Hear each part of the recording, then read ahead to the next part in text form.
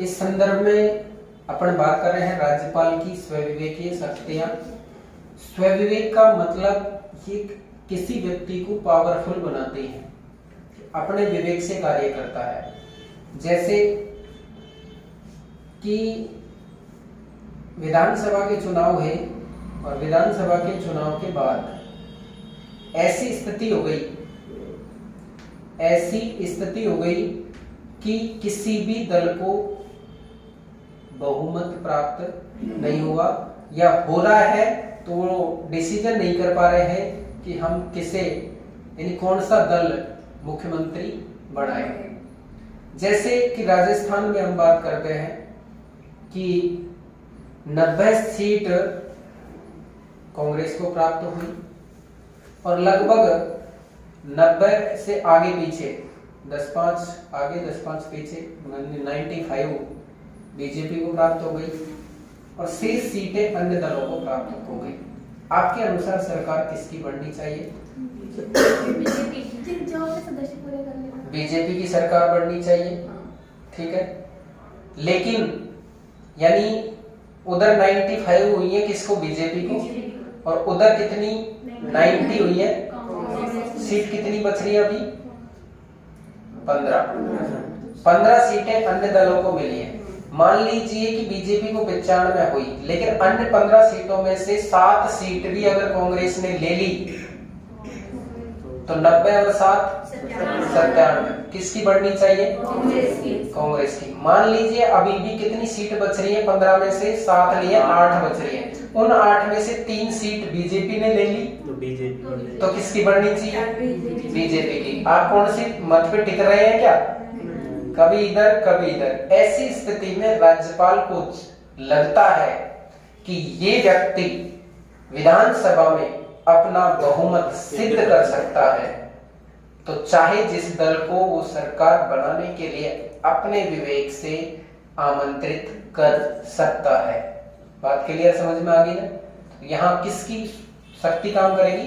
राज्यपाल। और भी बहुत सारी स्थिति है, देखेगा।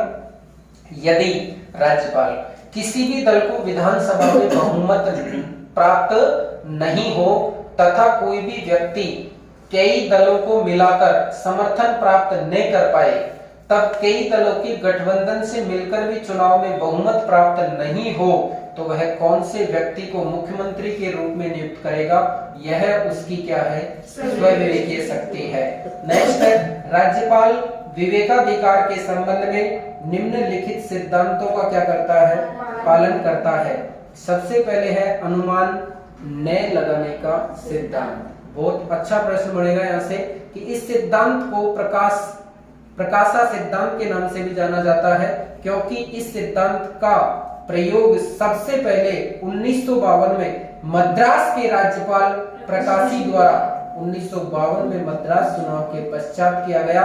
इस सिद्धांत के अनुसार जब आम चुनाव में किसी भी दल को बहुमत प्राप्त नहीं होता है, अभी बताया था जैसे कि, तब राज्यपाल विधानसभा में सबसे बड़े दल के नेता को मुख्यमंत्री के रूप में क्या करेगा? नियुक्त करेगा। अनुमान से किया है कि ये अपना बहुमत सिद्ध कर देगा। अनुमान लगाने का सिद्धांत, इस सिद्धांत के अनुसार जब आम चुनाव में किसी भी दल को विधानसभा में पूर्ण बहुमत प्राप्त नहीं होता है, तब राज्यपाल अनुमान लगाता है कि किस दल का नेता आगे चलकर स्थायी सरकार का गठन कर सकता है, यानी अपना बहुमत सिद्ध कर सकता है। नेक्स्ट, और इसके आधार पर यह निर्णय करता है कि किस नेता को मंत्रिमंडल बनाने के लिए क्या किया जाए? आमंत्रित किया जाए। नेक्स्ट है, अन्य सिद्धांत है लिस्ट पद्धति, कि राज्यपालों के द्वारा इसका अनुकरण तब किया जाता है जब मुख्यमंत्री पद के एक से अधिक दावेदार हों, जैसे कि राजस्थान में। ऐसी स्थिति में राज्यपाल दावेदारों से अपने समर्थकों की सूची पेश करने के लिए कहता है कि तेरे पास तो कितने हैं और तेरे पास कितने हैं। जैसे राजस्थान की स्थिति यही थी, तो लिस्ट पद्धति समझ में आ जाएगी आपको। यदि विधायक का नाम एक से अधिक सूचियों में पाया जाए तो राज्यपाल उस विधेयक का क्या लेता है? फिर साक्षात्कार। वो उसमें भी सूची में है तो फिर उसको इंटरव्यू लेगा, इंटरव्यू के माध्यम से उसकी जानने का प्रयास करेगा कि ये कहाँ जा सकता है। राज्यपाल हुकम सिंह ने 1974 में इस पद्धति का क्या किया था, प्रयोग किया था, परेड पद्धति। इसके अनुसार मुख्यमंत्री पद के दावेदार अपने समर्थकों की परेड राज्यपाल के समक्ष करवाते हैं और परेड में शामिल विधेयकों के आधार पर मुख्यमंत्री पद की नियुक्ति की जाती है। कि आपके जो विधायक हैं वो विधायकों को ले आओ, तो जो विधायक आ जाएंगे उस कोटे में, तो उसके बाद में अगर लगता है कि उसको ये बहुमत में है तो मुख्यमंत्री बना देंगे। इस पद्धति का सर्वप्रथम प्रयोग 1970 में कहां पर हुआ है, पंजाब में हुआ। अनुच्छेद 163 में राज्यपाल की स्वविवेकीय शक्तियों का स्पष्ट उल्लेख है। इसके तहत अनुच्छेद 162 तक आप पढ़ चुके हैं, तो अनुच्छेद 163 में आप जोड़ लेंगे राज्यपाल की स्वविवेकीय शक्तियां, कि इसके तहत राज्यपाल किसी विधेयक को स्वीकृति के लिए राष्ट्रपति के पास क्या करता है, भेज सकता है। अनुच्छेद 370 के लिए विशेष प्रावधान करता है। यह पर पहले जब भारत का एक स्वतंत्र राज्य हुआ करता था जम्मू कश्मीर, लेकिन वर्तमान में भारत का कोई राज्य जम्मू कश्मीर नहीं है। धारा 370 समाप्त करके और 2 केंद्र शासित प्रदेश बना दिए, एक लद्दाख और एक जम्मू कश्मीर। इसके तहत देश के अन्य भागों के नागरिक जम्मू कश्मीर में संपत्ति नहीं खरीद सकते थे। पहले जम्मू कश्मीर का पहले अलग ध्वज था। जम्मू कश्मीर की विधानसभा का कार्यकाल 6 वर्ष हुआ करता था। जम्मू कश्मीर में उस समय संवर्ती सूची भी लागू नहीं होती थी। जम्मू कश्मीर पहले 6 महीने, बाद में अनुच्छेद 356 के तहत राज्यपाल शासन लगाया जा सकता था। ऐसी स्थिति हुई है। इसी के बाद धारा 370 को क्या किया है, समाप्त किया है। नेक्स्ट, जम्मू कश्मीर का संविधान अलग था जो नवंबर 1956 में बनकर तैयार हुआ था और 26 जनवरी 1957 को जम्मू कश्मीर का संविधान लागू हुआ था। जम्मू कश्मीर के नागरिकों के पास पहले, यानी जब जम्मू कश्मीर राज्य था तो दोहरी नागरिकता थी। एक तो वो भारत के नागरिक और एक जम्मू कश्मीर के नागरिक थे।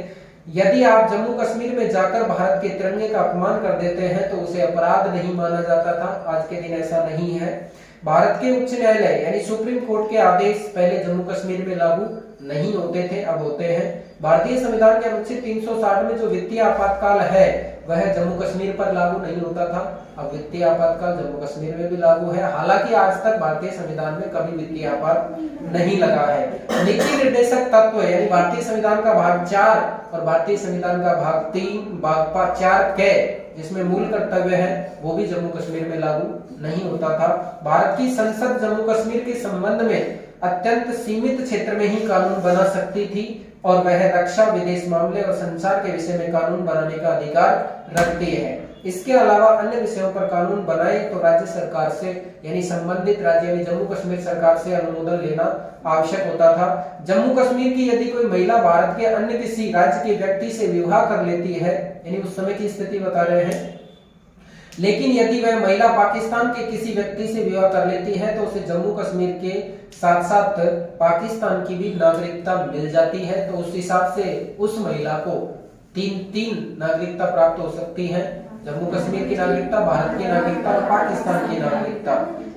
जम्मू इसके साथ तथा व्यक्ति को जम्मू कश्मीर की नागरिकता मिल जाती है। अनुच्छेद 370 के चलते जम्मू कश्मीर में आरटीआई यानी आरटीआई का मतलब सूचना का अधिकार अधिनियम, आरटीई यानी शिक्षा का अधिकार अधिनियम तथा सीएजी लागू नहीं होता है, नहीं होता था। भारत का कोई भी कानून जम्मू कश्मीर में इस प्रकार लागू नहीं होता था, लेकिन आज ऐसा नहीं है। पंचायती राज की भी ऐसी स्थिति कोई जम्मू कश्मीर में प्रावधान नहीं था। कश्मीर में अल्पसंख्यकों को आरक्षण नहीं मिलता था। कश्मीर में महिलाओं पर सशर्त कानून लागू है, यानी पहले था। और धारा 370 की वजह से पाकिस्तानियों को क्या मिल जाती थी, भारतीय नागरिकता मिल जाती थी, अब नहीं मिलेगी। धारा 370 पंडित जवाहरलाल नेहरू, सरदार वल्लभ भाई पटेल को अंधेरे में रखकर तैयार करवाई गई थी। जम्मू कश्मीर के अंतरिम महाराजा कौन थे? श्रीमान हरि सिंह, जिन्होंने लॉर्ड माउंटबेटन से क्या किया, समझौता किया। जम्मू कश्मीर की जो भाषा है वो कौन सी है? डोगरी भाषा है। जम्मू कश्मीर में धारा 356 लागू नहीं है। कब नहीं होती थी? पहले 6 महीने राज्यपाल शासन होगा, उसके बाद में। इस कारण भारत के राष्ट्रपति को वहां के संविधान को बर्खास्त करने का भी अधिकार नहीं था। हालांकि इसी कानून के तहत वहां के संविधान को बर्खास्त किया है, धारा 370 को समाप्त किया है। 1976 में शहरी भूमि कानून जम्मू कश्मीर में लागू नहीं था। जम्मू कश्मीर में पहली अंतरिम सरकार बनाने वाले नेशनल कॉन्फ्रेंस के नेता शेख अब्दुल्ला ने दी भारतीय संविधान सभा से बाहर रहने की क्या की थी पेशकश, जिसकी वजह से जम्मू कश्मीर को भारत के अन्य राज्यों से अलग अधिकार मिले हुए थे। अब कोई अधिकार नहीं है। धारा 370 स्वतंत्रता के बाद छोटी छोटी रियासतों को भारतीय संघ में क्या किया गया, शामिल किया गया। जम्मू कश्मीर को भारत के संघ में शामिल करने की प्रक्रिया शुरू करने से पहले ही पाकिस्तान समर्पित जो कबीलाई थे उन्होंने उस पर क्या कर दिया, आक्रमण कर दिया। उस समय कश्मीर के शासक हरि सिंह थे, उन्होंने कश्मीर का भारत में विलय करने का प्रस्ताव क्या रखा, प्रस्ताव रखा। तब इतना समय नहीं था कि कश्मीर का भारत में विलय करने की संवैधानिक प्रक्रिया को पूरी की जा सके, इसलिए उस समय हालात को देखते हुए गोपाल स्वामी अयंगर ने संघीय संविधान सभा में धारा 306A प्रस्तुत की, जो बाद में धारा 370 बनी। इस तरह से जम्मू कश्मीर को भारत के अन्य राज्यों से अलग अधिकार मिल गए। 1 जुलाई 2017 को जीएसटी जम्मू कश्मीर को छोड़कर संपूर्ण देश में लागू किया गया था।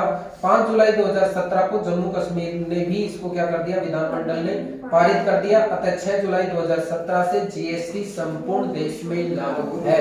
जीएसटी भारतीय संविधान का भारतीय संविधान संशोधन 101 1 जुलाई 2017। महत्वपूर्ण बिंदु अनुच्छेद 371 के तहत महाराष्ट्र के विदर्भ तथा सौराष्ट्र के काठियावाड़ क्षेत्र में विधानसभा के लिए राज्यपाल के विशेष उत्तरदायित्व निर्धारित किए गए हैं। तो आप याद रखेंगे 371 का संबंध किससे है, महाराष्ट्र से है। 371A के तहत नागालैंड के लिए है, जिसमें विशेष प्रावधान किए गए। इसके तहत नागालैंड में कानून व्यवस्था स्थापित करना और राज्यपाल के विशेष उत्तरदायित्व है। ये सारे विशेष पावर है किसकी, राज्यपाल की। इसे 13वें संविधान संशोधन 1963 में क्या किया गया, जोड़ा गया। अब प्रत्येक राज्य के लिए अलग अलग है। जैसे असम के लिए आप याद रखेंगे अनुच्छेद 371B, मणिपुर के लिए आप याद रखेंगे 371C, आंध्र प्रदेश के लिए याद रखेंगे 371D और सिक्किम के लिए याद रखेंगे 371F, मिजोरम के लिए याद रखेंगे आप 371G और अरुणाचल प्रदेश के लिए आप याद रखेंगे 371H। इस प्रकार गोवा के लिए याद रखेंगे 371I। इस प्रकार कर्नाटक हैदराबाद क्षेत्र के लिए याद रखेंगे आप 371J। इस प्रकार अलग अलग राज्यों में विशेष अधिकार राज्यों को प्राप्त किए जम्मू कश्मीर की तरह। जैसे जम्मू कश्मीर को विशेष राज्य का दर्जा था, तो इन्हें भी विशेष राज्य का दर्जा प्राप्त है। नेक्स्ट आपसे पूछा जा सकता है, जैसे ये राज्य है ना, जो वो ट्रिक भी बना रखी है, क्या बना रखी है, नमा सिमी अगो। तो ये प्रत्येक राज्य एक क्रम से है, पहले नागालैंड, असम, मणिपुर, आंध्र प्रदेश, सिक्किम, मिजोरम, अरुणाचल प्रदेश और गोवा लास्ट में चलते चलते। गोवा के बाद लास्ट आता है कौन, कर्नाटक। बात समझ में आ गई यहाँ तक कि ये राज्यपाल के क्या थे, विशेषाधिकार, यानी राज्यपाल किस तरीके से किस क्षेत्र में कैसे कार्य करेगा। विशेषाधिकार में आपको ये याद रखना जरूर है कि किसी राज्य में विधान सभा में बहुमत प्राप्त नहीं होता है, ऐसी स्थिति में राज्यपाल क्या करता है, राज्यपाल की क्या भूमिका होती है। क्लियर? Yes sir. नेक्स्ट